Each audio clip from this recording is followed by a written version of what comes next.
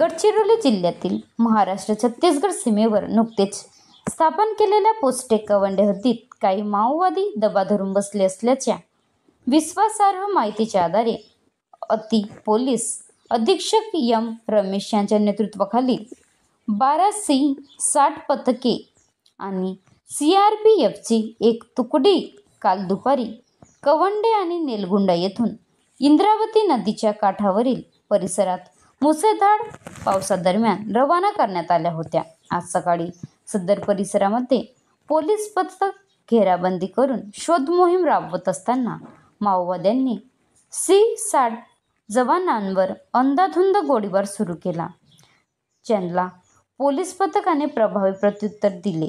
जवळजवळ 2 तास अधूनमधून गोळीबार सुरू होता। यानंतर पोलीस पथकाने परिसरात शोध मोहीम राबवल्यानंतर 4 जहाल माओवाद्यांचे मृतदेह, एक स्वयंचलित सेल्फ लोडिंग रायफल, 2 303 रायफल आणि एक भरमसाठ मिळून आले।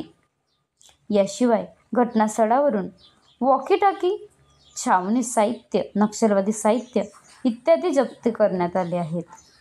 महाराष्ट्र लाईव्ह न्यूज उमेश गजलपेल्लीवार, तालुका प्रतिनिधी, गडचिरोली।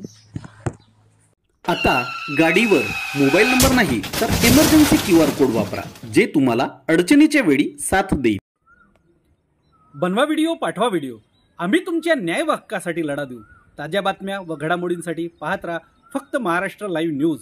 आजच आमच्या चॅनलला सबस्क्राईब करा, शेअर करा, कमेंट करा आणि हो, बेल आयकॉन दबायला विसरू नका। जय महाराष्ट्र।